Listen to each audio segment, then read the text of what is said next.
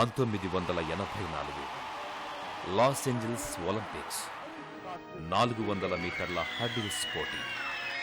యావత్ ప్రపంచం ఊపిరి బిగబట్టి ఎదురు చూస్తున్న రోజు. పరుగుల ప్రపంచంలో మెరుపులు మెరిపించిన మెరికల్లాంటి మేటి క్రీడాకారిణి అదను చూసి లంఘించడానికి సిద్ధంగా ఉన్న క్షణాలు. నిఖిల భారతం సైతం ఎంతో ఉత్కంఠతో ఎదురుచూస్తోంది. దేశం నుంచి తొలిసారిగా ఫైనల్స్లో పాల్గొంటున్న ఓ మహిళ సుడిగాలిలా దూసుకెళ్తుందా? త్రివర్ణ పతాకాన్ని రెపరెపలాడిస్తుందా? జాతి ఖ్యాతిని ఇనుమడింపు చేస్తుందా? అసలు పతాకాలే రాక నీరసపడ్డ భారతావనికి పసిడి పంట పండిస్తుందా? అంతటా ఎదురుచూపులు, సర్వత్రా ఉత్కంఠ. ఆమె క్రీడా జీవితంలో సైతం అదే అత్యున్నత పోటీ. సర్వశక్తులు ధారపోసింది. భారత్కు పతకాన్ని సాధించాలని ప్రాణాల్ని పణంగా పెట్టింది. కేవలం సెకండ్లో 100వ వంతు కాంస్య పతకాన్ని కోల్పోయింది. ఫోటో ఫినిష్ ద్వారా ముగిసిన పోటీ ఫలితం. పతకం దక్కకపోయినా ఆమెలోని పోరాట పటిమను ప్రపంచానికి చాటింది. భారతీయుల గుండెల్ని కదిలించింది. ప్రతి నోటా ఆమె పేరు మారుమ్రోగింది. ఆనాడు నెలకొల్పిన 55.42 సెకండ్ల అరుదైన రికార్డు నేటికి చెక్కుచెదరని మన జాతీయ రికార్డుగా నిలబడింది. అభిమానులకు ఆమె స్ఫూర్తి ప్రదాతగా నిలిచింది. ఆమె పీటీ ఉషా, భారతీయ పరుగుల రాణి. పాదాల్లో పరవళ్లు తొక్కే వేగం, పాదరసం లాంటి చురుకుదనం, తరగని ఉత్సాహం, చెదరని ఆత్మవిశ్వాసం, విజయానికి పొంగని తత్వం, ఓటమికి కుంగని మనోనిబ్బరం. పరుగుల పోటీల్లో పతకాలు సాధిస్తూ జాతి త్రివర్ణ పతాకాన్ని అంతర్జాతీయ వేదికలపై సమున్నతంగా రెపరెపలాడిస్తూ ఆమె సాగించిన క్రీడా ప్రస్థానం ఆసేతు హిమాచల పర్యంతం అత్యంత స్ఫూర్తిదాయకం. ఆమెకు అభిమానులు పెట్టిన పేరు పయోలి ఎక్స్ప్రెస్. అసలు పేరు పిలవుళ్లకండి తెక్కపిరంబల్ ఉష. కానీ పీటీ ఉషగానే ప్రపంచానికి పరిచయం.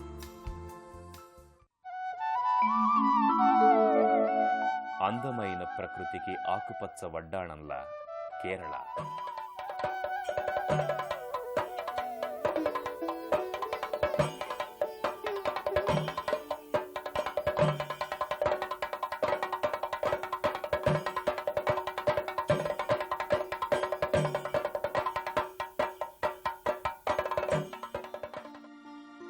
చేరదేశపు వీరుల అడుగుజాడలను స్పర్శించి పునీతమవుతున్న అరేబియా మహాసముద్రం.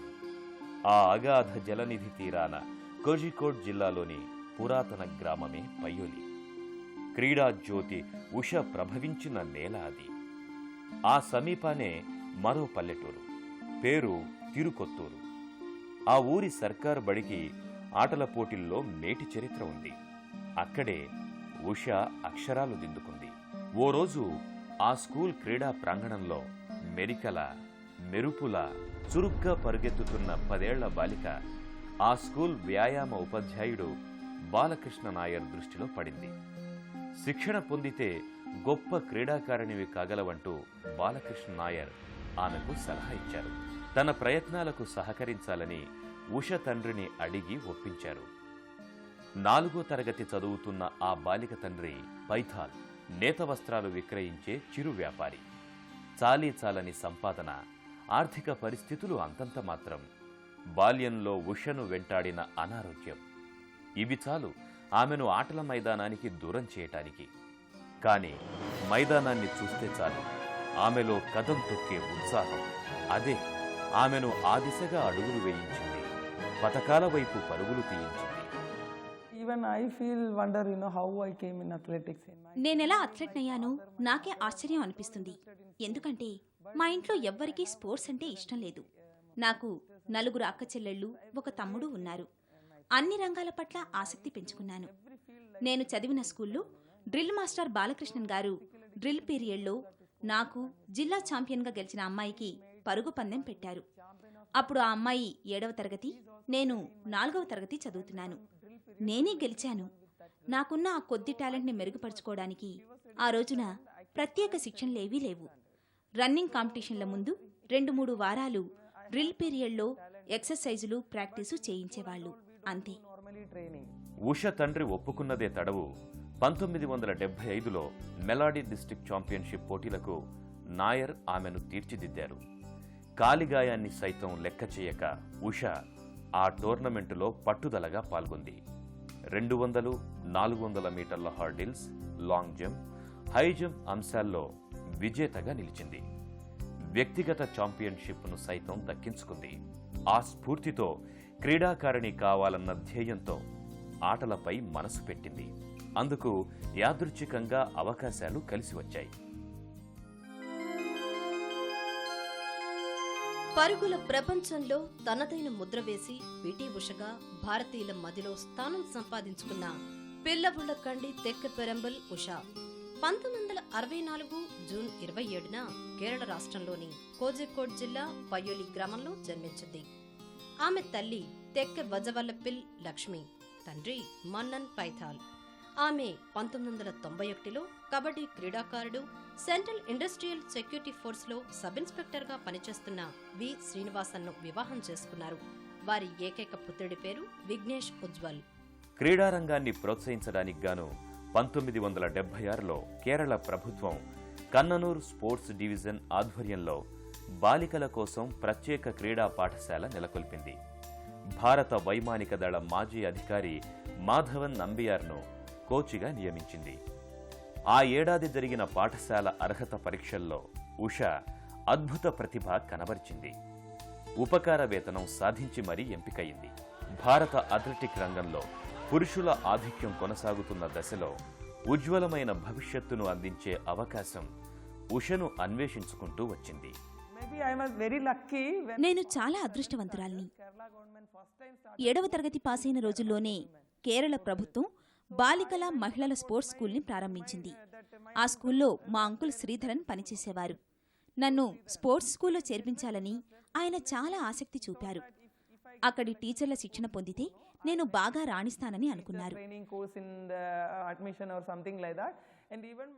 ఇంకో అంకుల్ టీవీ నారాయణన్ గారు కూడా అక్కడే పనిచేసేవారు. ఆయన కూడా నేను స్పోర్ట్స్ స్కూల్లో చేరితే బావుంటుందనేవారు. అక్కడ సెలక్షన్ టెస్ట్లో పెట్టిన అన్ని అంశాల్లోనూ నెగ్గాను.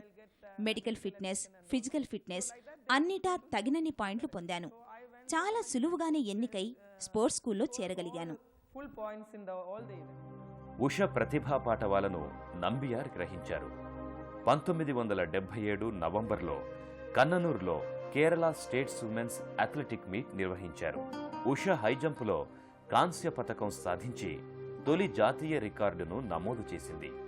అనంతరం 1977 డిసెంబర్లో కొట్టాయంలో నిర్వహించిన కేరళ స్టేట్ అథ్లెటిక్ మీట్లో రికార్డుల మోత మోగించింది. జాతీయ స్థాయి క్రీడల్లో అనేక సంచలనాలు సృష్టించింది. అప్పటి నుంచే పతకాల వేట ప్రారంభమైంది. పత్రికల పతాక శీర్షికలకు ఎక్కింది. 1978లో కొట్టాయంలో నిర్వహించిన అంతర్రాష్ట్ర మీట్లో సైతం ఉష సంచలనాల పరంపర అప్రతిహతంగా కొనసాగింది. 1979 జనవరిలో నాగ్పూర్లో జరిగిన నేషనల్ స్కూల్ గేమ్స్లో ఉష ఏకంగా 4 స్వర్ణాలు కైవసం చేసుకుంది. స్పోర్ట్స్ స్కూల్కి వెళ్తున్న మొదటి రోజుల్లో మా ఇంటి చుట్టుపక్కల వాళ్లంతా రకరకాలుగా అన్నారు. ఒక ఆడపిల్లను, పల్లెటూరు పిల్లను అలాంటి వాటికి ఎలా పంపిస్తున్నావని మా అమ్మను అడిగేవాళ్లు. మా అమ్మ ఇందులో ఏముంది, ఆటలు నేర్చుకోవడానికి వెళితే ఏమైంది అనేది. మా నాన్న కూడా నా అభివృద్ధిని, నా తీరుతెన్నుల్ని గమనించేవారు. టీచర్ బాలకృష్ణన్ నాలో ఉన్న శక్తి సామర్థ్యాలను గుర్తించి వెలికి తీశారు. నన్నందులో చేర్చిన మా అంకుల్ టీవీ నారాయణన్, శ్రీధరన్లు దగ్గరుండి నేర్పించారు. ఆ తర్వాత అక్కడున్న నంబియార్ సార్ నాకెంతో శిక్షణ ఇచ్చారు. నాకు మెడల్స్ రావడం మొదలయ్యాక ప్రసార సాధనాల్లోనూ పత్రికల్లోనూ నాకెంతో టాలెంట్ ఉందని, ఎంతో భవిష్యత్తు ఉందని రాయడం మొదలుపెట్టారు. ఇలా నా విజయాల వెనుక ఎంతో మంది ఉన్నారు. ఉష అసాధారణ ప్రతిభను గుర్తించిన నంబియార్ ఆమెను తీర్చిదిద్దే గురుతర బాధ్యతను స్వీకరించారు. ఆయన పర్యవేక్షణ, శిక్షణ ఉషలో పోటీతత్వాన్ని పెంచాయి, వేగాన్ని హెచ్చించాయి. వినూత్న లక్ష్యాల్ని నిర్దేశిస్తూ, విభిన్న కోణాల్లో విశ్లేషిస్తూ విజయ శిఖరాల వైపు దూసుకుపోయేలా ఆమెను నడిపించాయి. వారిద్దరి కలయిక ఎన్నో సంచలనాలకు తెరలేపింది. She was very lean and running style. సన్నగా రివటగా పరుగులకు అనుగుణమైన శరీరాకృతి ఉషది. నా పద్ధతిలో నేనిచ్చిన శిక్షణ ఆమెనలా తయారు చేసింది. ట్రైనింగ్ అవుతున్న ఇతర ఆడపిల్లల కంటే చాలా వేగంగా కేవలం 3 ఏళ్లలోనే ఉష జిల్లా రాష్ట్ర ఛాంపియన్గా ఎదిగింది. 76-77వ సంవత్సరం నుంచి ఆమెకు నేను శిక్షణ ఇస్తున్నాను. 1980 నాటికి ఆమె 16 ఏళ్ల యువతి. మాస్టర్ ఒలింపిక్స్ లో భారత ప్రతినిధిగా పాల్గొంది. అదే ఆమె ప్రారంభం. 1980 ఫిబ్రవరి పూణేలో ఇంటర్ యూనివర్సిటీ మీట్. ఉష 100 మీటర్ల హర్డిల్స్ను 12.1 సెకండ్లలో అధిగమించింది. ఫాస్టెస్ట్ యూనివర్సిటీ గర్ల్స్ అథ్లెట్గా సంచలనం సృష్టించింది. ఆమె సాయంతో కాలికట్ యూనివర్సిటీ 23 సంవత్సరాల తరువాత ఛాంపియన్షిప్ సాధించింది.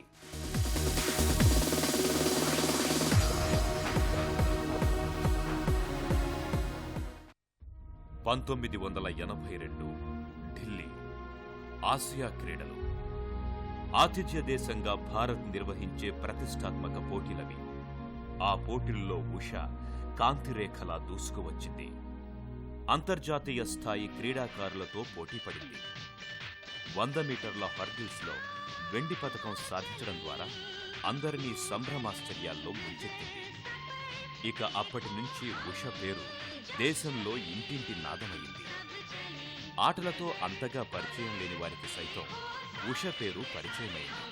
ఢిల్లీ ఆసియా క్రీడోత్సవాల్లో 100 మీటర్లతో పాటు 200 మీటర్ల పరుగు పందెంలో కూడా ఆమె రజత పతకాలను సాధించి క్రీడారంగంలో భారత్ ఉనికిని ఆసియా ప్రజలకు చాటి చెప్పారు. అంతేకాకుండా ఢిల్లీలో విజయాలు అందించిన ప్రేరణతో తన సామర్థ్యాన్ని మెరుగుపరుచుకున్నారు. వేగానికి వన్నెలు దిద్దుకున్నారు. ఆ తరువాత 1984 లాస్ ఏంజల్స్ ఒలింపిక్స్. 400 మీటర్ల హర్డిల్స్ పోటీ. అకుంఠిత దీక్ష, అచంచల విశ్వాసం, అసమాన కృషి కలగలిపి ఉష సర్వశక్తులు ధారపోసింది. ప్రేక్షకులను ఆవహించిన ఉత్కంఠ సెకండ్లో 100వ వంతు తేడా. కాంస్యం ఉష చేజారింది. అయినా ఆమె తెగువ పోరాట పటిమను ప్రేక్షకులు మెచ్చుకున్నారు.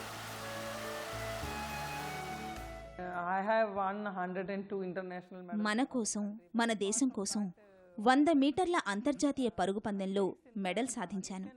అప్పుడు నేనేమనుకున్నానంటే, అంతర్జాతీయ పోటీలకు ఆసియా స్థాయిలోనైనా భారత క్రీడాకారులు ఆకర్షితులయ్యేటట్లు చేయగలిగితే చాలనుకున్నాను. నా చిన్నప్పుడు ఒలింపిక్స్ పోటీల గురించి పుస్తకాల్లో చదివేదాన్ని. ఆ ఒలింపిక్స్లో నేను పాల్గొంటానని అస్సలు అనుకోలేదు. ఒలింపిక్స్ పోటీల్లో 100 మీటర్ల రేసులో పాల్గొన్నాను. కొద్ది సెకన్ల తేడాలో కాంస్య పతకాన్ని చేజార్చుకున్నాను. కొద్దిపాటి శిక్షణ, మెరుగైన సౌకర్యాలు ఉండి ఉంటే పతకాల్ని గెలుచుకొచ్చేదాన్నని తోటి క్రీడాకారులు కూడా అన్నారు. పోనీలే, తోటి అథ్లెట్స్లో పోటీల్లో పాల్గొవాలి అని వారిని మోటివేట్ చేయగలిగాను. అదే పెద్ద విషయమని, విజయమని తృప్తిపడ్డాను. ఉష క్రీడా జీవితంలో అదో ఉత్థానం, అదో పతనం. ఒక మోదం, ఒక ఖేదం. ఒలింపిక్స్లో తుదకంటూ బరిలో నిలవటం ఆనందం, రెప్పపాటులో పతకం చేజారటం ఓ విషాదం. లాస్ ఏంజల్స్లో త్రుటిలో పతకం కోల్పోవటం ఉషను తీవ్ర నైరాస్యంలో పడేసింది. నేను ఒలింపిక్స్ విలేజ్లో ఉండగానే అప్పటి భారత ప్రధాని ఇందిరాగాంధీ నాకో వర్తమానం పంపారు. ఉషా, నువ్వు నీ శక్తివంచన కొద్దీ ప్రయత్నించావు. మన దేశానికి అదృష్టం లేదు. నువ్వేం బాధపడకు. వచ్చే ఏడాదికి నీ శక్తియుక్తుల్ని కూడదీసుకుంటావు. మెడల్ సాధిస్తావు. నిజంగా ఆ మాటలు ఆనాటి నా ఓటమి నుంచి ఎంత ఓదార్పునిచ్చాయో చెప్పలేను. చిరుత వేగమా, చీకటి ఖండపు పాము వేగమా, కాంతి వేగమా, దిక్కులు పిక్కటిల్లే ధ్వని వేగమా, వీటన్నిటికంటే పీటీ ఉష పరుగే వేగమని ఆసియా ఖండపు ప్రజలు గుర్తించారు. ఆమెను ఆసియా పరుగుల రాణిగా అభివర్ణించారు. 1986 సియోల్ ఆసియన్ గేమ్స్లో ఉష ఉత్తుంగ తరంగమై ప్రభంజనమై దూసుకొచ్చింది. తన ప్రదర్శన ఒకనాటికి ఒక పోటీకే పరిమితం కాదని చాటి చెప్పింది. 4 పసిడి పతకాలు, 1 రజతం ఆమె మెడలో ముచ్చటైన హారాల్లా మెరిశాయి. ఉష పరుగుల రాణిగా జేజేలందుకుంది. ప్రతిభకు గుర్తింపుగా దక్షిణ రైల్వేలో ఉద్యోగము లభించింది. They are very particular about training. నేను విదేశీ శిక్షకులను ఎక్కువగా అభిమానిస్తాను. వారిచ్చే ట్రైనింగ్ అవసరమే. వాళ్ళు మనలో ఉన్న నైపుణ్యాన్ని మరింతగా మెరుగుపరచడానికి ఎక్కువ ప్రాధాన్యతనిస్తారు. మనకు మంచి కోచ్లున్నారు. కొంతమంది కొన్ని అంశాల్లో నిపుణులు, కానీ కొన్నింటిని పట్టించుకోవడం లేదు. పరుగు పెట్టే విధానంలో చేతులు ఇలా పెట్టాలి, తల అలా పెట్టాలి, పాదం స్టిఫ్గా స్ట్రైట్గా ఉంచాలి, ఇలాంటి విషయాల్లో కొన్నింటిని చక్కగా చేయిస్తారు. కొన్ని ముఖ్యమైన వాటిని మాత్రం పట్టించుకోరు. మన శిక్షకులతో పోల్చుకుంటే ఫారిన్ కోచ్లు చాలా నిక్కచ్చిగా ఉంటారు. విదేశీ శిక్షకులతో నేర్పించదలుచుకుంటే చిన్న వయసులోనే నేర్పించడం మంచిది. 29-30 ఏళ్లు వచ్చేశాక సరిచేయలేరు కదా. మంచి టెక్నిక్లో రూపుదిద్దాలంటే చిరుప్రాయంలోనే సరైంది. But if you want to take the foreign coaches, better to take for youngsters. 1991లో kabaddi క్రీడాకారుడు, సెంట్రల్ ఇండస్ట్రియల్ సెక్యూరిటీ ఫోర్సులో సబ్ ఇన్స్పెక్టర్గా పనిచేస్తున్న శ్రీనివాస్తో ఉషా పరిణయం జరిగింది. 3 ఏళ్ల పాటు ఆటకు దూరమయ్యింది. Before marriage also I know her, I followed her. క్రీడారంగంలో ఆమె కనబర్చిన శక్తి సామర్థ్యాలు, సాధించిన విజయాలు, ఆమె ఆశయాలు, అభిప్రాయాలు మా పెళ్లికి ముందు నుంచే నాకు తెలుసు.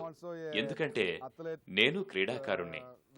నా హై స్కూల్, కాలేజీ రోజుల్లో 100 మీటర్లు, 200 మీటర్ల రేసుల పరుగు పందాల్లో, నడక పందాల్లో పాల్గొన్నాను. జాతీయ స్థాయి పోటీల్లోకి వెళ్లగలిగాను.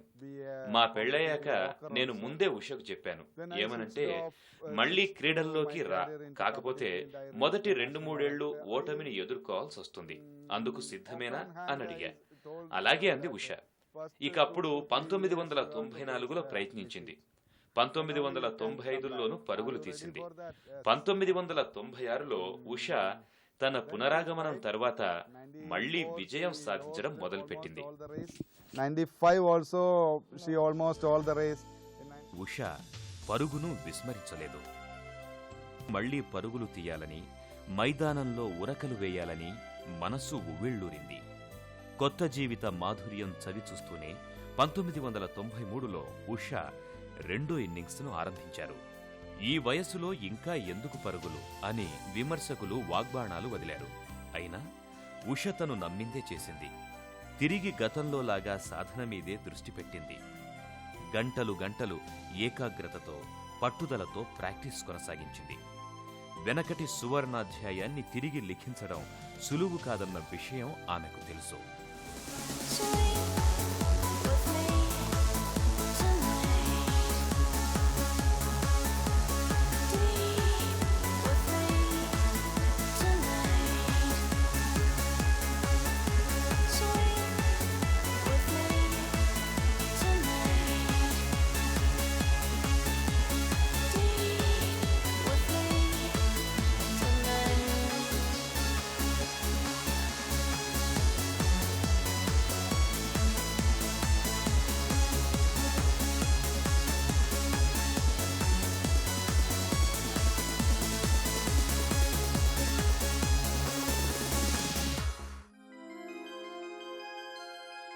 అంతర్జాతీయ క్రీడా వేదికలపై దేశ ఖ్యాతిని ఇనుమడింపచేసి భారత్కు పతకాల పట్టీలో ఓ స్థానం కల్పించిన స్ప్రింట్ క్వీన్ పీటీ ఉష క్రీడల్లో పతకాలే కాకుండా పలు పురస్కారాలు పొందారు.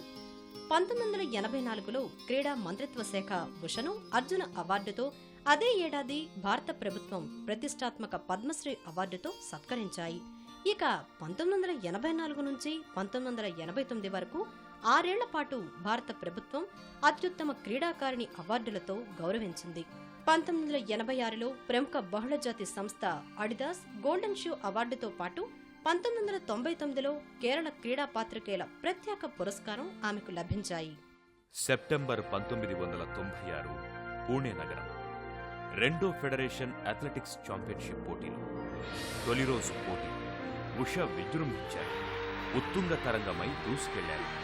100 మీటర్ల పరుగు పందెంలో ప్రథమ స్థానం కైవసం చేసుకున్నారు. విజయ వేదికపై హఠాత్తుగా కంటతడి పెట్టుకున్నారు. గెలుపు ఓటముల్ని సరిసమానంగా స్వీకరించి అత్యంత సంయమనంతో వ్యవహరించే ఈ ఛాంపియన్ ఆనాడు ఎంతో ఉద్వేగానికి లోనయ్యారు.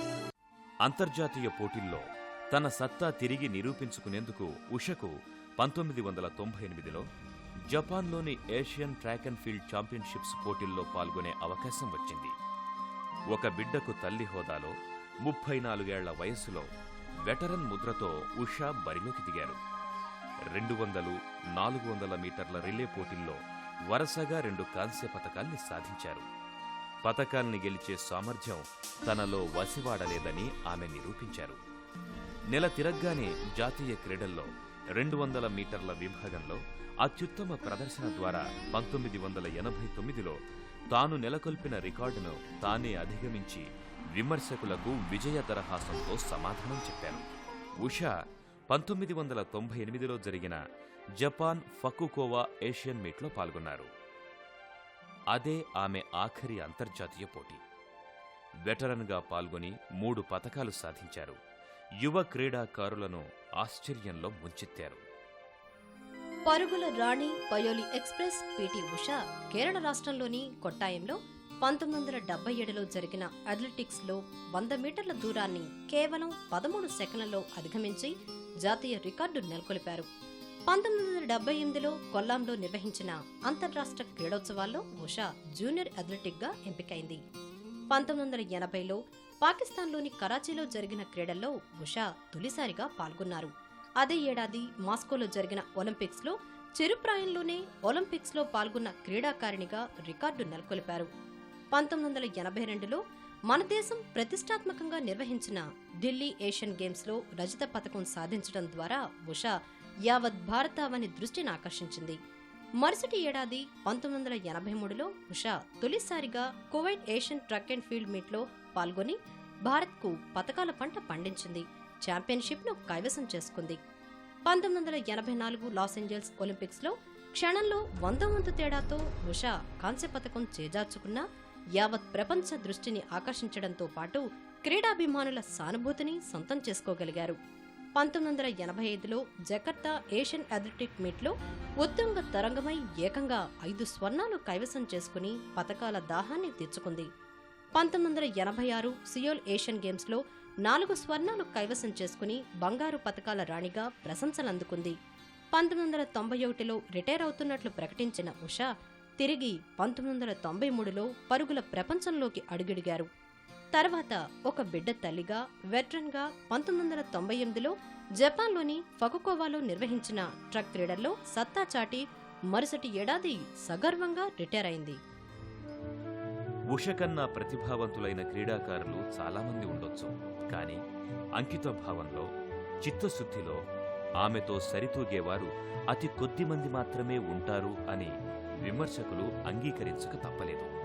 ఏ క్రీడారంగమైతే తనను పరుగుల రాణిగా కీర్తించిందో ఆ రంగానికే సేవలు చేయాలని ఉష నిర్ణయించారు. కోజికోడ్ సమీపంలోని కోయిలంది వద్ద ఆమె స్కూల్ ఆఫ్ అథ్లెటిక్స్ను నెలకొల్పారు. 10 నుంచి 12 సంవత్సరాల బాలికలకు అక్కడ శిక్షణ ఇస్తున్నారు. తనలాంటి పరుగుల రాణులను సృష్టించే ప్రయత్నంలో ఇప్పుడు ఉష నిమగ్నమై ఉన్నారు.